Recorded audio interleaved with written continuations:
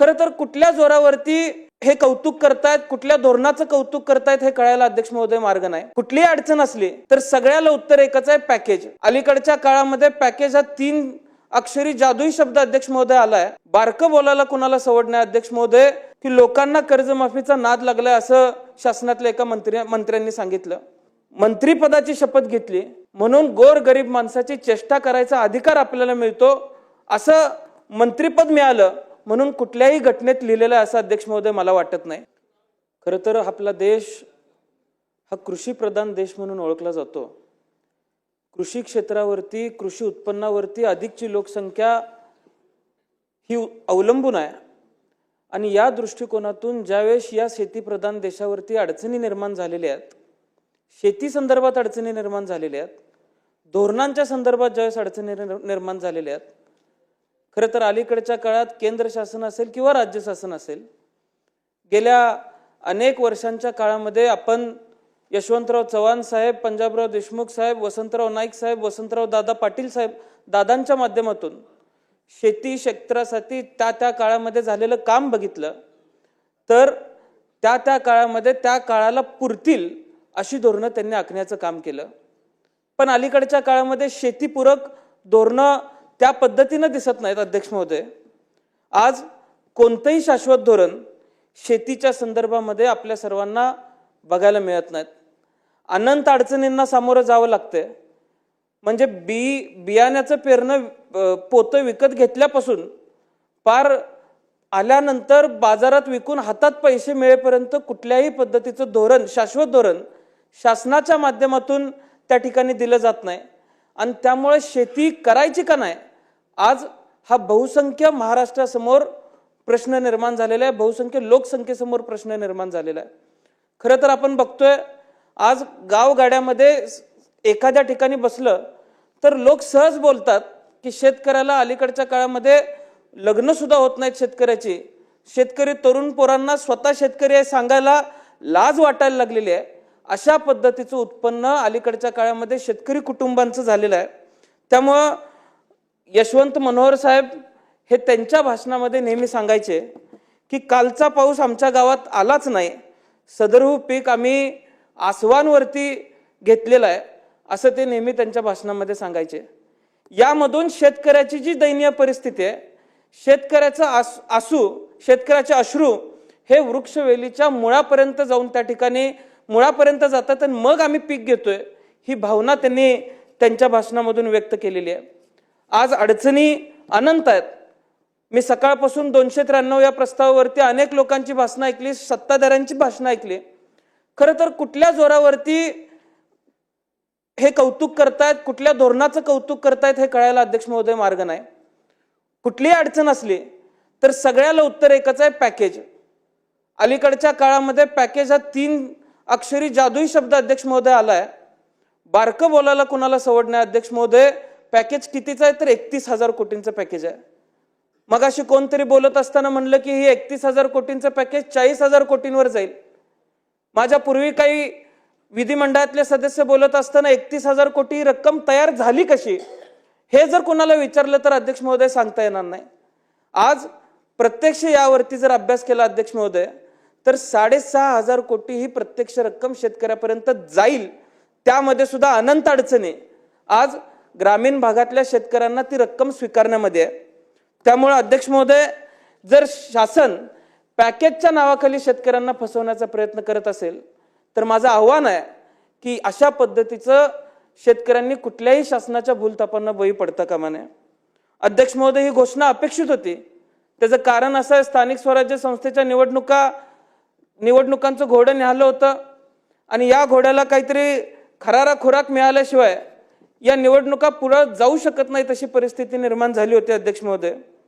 पण हे package declare केल्यानंतर अध्यक्ष महोदय सत्ताधारी पक्षाचे काही मंत्री असतील, मी दिलगिरी व्यक्त करतो, पण पेपरात आलेली ही कात्रणं आहेत की लोकांना कर्जमाफीचा नाद लागलाय असं शासनातल्या एका मंत्र्यांनी सांगितलं। दुसऱ्या मंत्र्यांनी सांगितलं सोसायटी काढायची, माफ करा म्हणून आंदोलन करायची, कर्जमाफी करून घ्यायची आणि परत कर्ज काढायचं। अध्यक्ष महोदय, आपण मंत्रिपदाची शपथ घेतली म्हणून गोर गरीब माणसाची चेष्टा करायचा अधिकार आपल्याला मिळतो, असं मंत्रिपद मिळालं म्हणून कुठल्याही घटनेत लिहिलेलं असं अध्यक्ष महोदय मला वाटत नाही. त्यामुळे माझी विनंती असणार आहे की कोण कुठल्याही पदावरती बसलेला असला तरी या राज्यातल्या कष्टकरी शेतकऱ्यांचा अपमान करायचा अधिकार त्यांना नाही आणि या राज्यातला बहुसंख्य कष्टकरी हा अपमान सहन सुद्धा करणार नाही. अध्यक्ष महोदय, अलीकडच्या काळामध्ये शासनाच्या अखत्यारीत असलेल्या अनेक धोरणांचं त्या ठिकाणी पुन्हा अभ्यास केला पाहिजे. दर्जेदार बियाणे मिळालं पाहिजे, खतांचे दर कमी झाले पाहिजेत, प्रशासकीय मदत मिळत नाही ती मिळाली पाहिजे. वातावरण बघण्यासाठीचे जे यंत्र अध्यक्ष महोदय मागच्या अधिवेशनामध्ये राज्य शासनाने GR काढला. मी सहज कृषी आयुक्तालयात मंत्री महोदय बैठक लावली तर तिथं मी ज्यावेळेस काही लोक अधिकाऱ्यांसमोर बसलो की हे यंत्र कुठं लावण्यात यावं तर त्या संदर्भातलं सुद्धा स्पष्ट धोरण राज्य शासनासमोर किंवा अधिकाऱ्यांसमोर सुद्धा नव्हतं.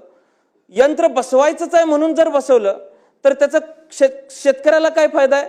यंत्र बसवायचंच आहे म्हणून बसवलं तर आज वेदर फोरकास्ट आपलं डिपार्टमेंट असताना सुद्धा कुठल्याही वेदरचं सरळ अचूक अंदाज आपल्यापर्यंत पोहोचत नाही. उद्याही तीच परिस्थिती निर्माण होईल. त्यामुळं कुठलंही धोरण फक्त राबवायचं आहे म्हणून न राबवता आपण चांगल्या पद्धतीनं लोकांना फायदा होईल अशा पद्धतीनं राबवलं पाहिजे.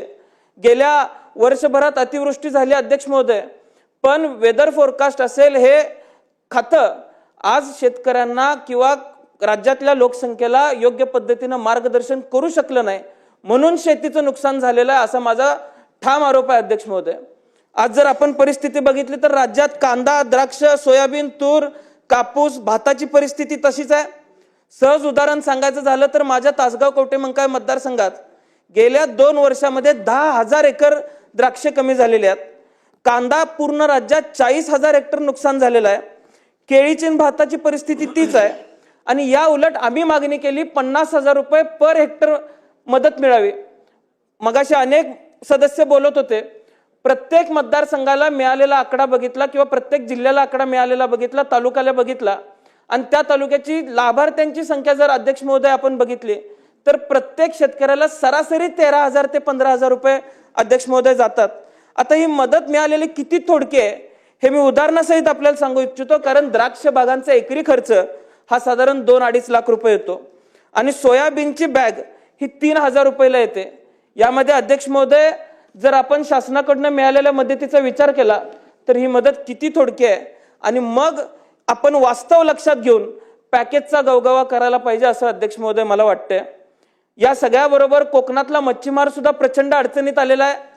मासाळी त्या ठिकाणी नदीच्या किनारी असेल किंवा समुद्राच्या किनाऱ्यावर असेल ही सुकलेली आहे, वास सुटलेला आहे आणि 40,000 महिला ज्या या रोजगार ज्यांना या क्षेत्रामुळे मिळतो त्या आज बेरोजगार झालेल्या आहेत. लोकांचं आर्थिक नुकसान झालेलं आहे. त्यामुळे जाहिरातबाजीमध्ये न अडकता राज्य शासनानं शेतकऱ्यांना केंद्रबिंदू म्हणून काम करावं.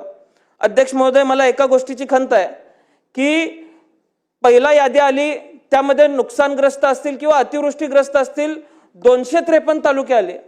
त्याच्यानंतर 200 सुधारित यादी आली त्याच्यामध्ये 282 तालुके आले.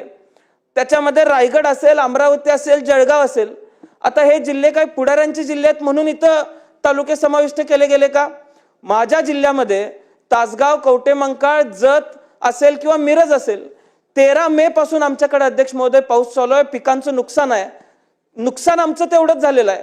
राज्यातली परिस्थिती आणि आमच्याकडची परिस्थिती फार वेगळी आहे किंवा शेतकऱ्याची परिस्थिती आहे फार वेगळी आहे असं काही परिस्थिती नाही. पण तरी सुद्धा फक्त राजकारणाच्या हेतू परस्पर आमचे तालुके वगळले गेले का हा सवाल माझा राज्य शासनाला अध्यक्ष महोदय आहे. त्यामुळं कुठल्याही पद्धतीनं पुतना मावशीची वागणूक ही माझ्या तालुक्याला, मतदारसंघाला, माझ्या जिल्ह्याला मिळाली नाही पाहिजे ही एकमेव भावना अध्यक्ष महोदय माझी आहे. आज राज्यामध्ये आत्महत्यांची संख्या वाढतीये. जानेवारी ते ऑगस्ट पर्यंत साधारण 1100 शेतकऱ्यांनी आत्महत्या केलेली आहे. देशाचा सरासरी आकडा काढला तर 38.5% आत्महत्या 2023 पासून फक्त आपल्या इथं झालेल्या आहेत. अध्यक्ष महोदय, दूरगामी धोरणांचा विचार करून राज्य शासनानं काम केलं पाहिजे. आज वन्य प्राण्यांचे सर्पदंश अशा अनेक अडचणी आहेत. माझ्या मतदारसंघामध्ये घोणस याची प्रचंड प्रमाणात मोठी अडचण निर्माण झालेली आहे. त्याच्यावरही मदत काहीतरी शेतकऱ्याला राज्य शासनाकडून डिक्लेअर झाली पाहिजे. आणि त्याच्या पुढे अध्यक्ष महोदय अजून एक छोटीशी विनंती माझी असणार आहे विमा कंपन्या प्रचंड मोठी फसवणूक करतात. एक उदाहरण सांगतो. मागच्या अधिवेशनामध्ये विमा कंपन्यांवरती भडक अशी लक्षवेधी आम्ही मांडली. मला कृषी मंत्र्यांनी बैठक लावतो असं सांगितलं. ती बैठक लागली. मागच्या वेळेस विमा कंपनी वेगळी होती, या वर्षी विमा कंपनी वेगळी होती. नियम तेच आहेत, अटी त्याच आहेत, पण एकाच अटीचे दोन अर्थ काढले. मागच्या विमा कंपनीनं मदत केली, या विमा कंपनीनं त्या अटीचा दुसरा अर्थ काढून मदत केली नाही. आम्ही कृषी आयुक्तांना आणि मंत्र्यांना धारेवर धरलं. शेतकऱ्यांना घेऊन आम्ही त्यांना भेटलो आणि त्यानंतर त्यांनी विमा कंपन्यांना आदेश काढला. अध्यक्ष महोदय, वारंवार अशा प्रायव्हेट विमा कंपन्यांच्या मागे लागायला लोकप्रतिनिधींना मागे लागायला नाही लागलं पाहिजे. लोकप्रतिनिधींचा आदर ठेवला गेला पाहिजे. त्यामुळे शासनानं कुठेतरी स्वतःची विमा कंपनी चालू करून ही अडचण शेतकऱ्यांची सुद्धा लांब केली पाहिजे. अध्यक्ष महोदय, घोषणा आणि योजनांचा पाऊस न पडता प्रत्यक्ष मदतीचा पाऊस व्हावा एवढंच आव्हान आज या प्रस्तावाच्या माध्यमातून मी करतो. आपण मला मध्यरात्री बोलायची संधी दिली त्याबद्दल मी मंत्री महोदयांचे सुद्धा आभार मानतो आणि आपलं सुद्धा आभार मानून माझे 2 शब्द संपवतो.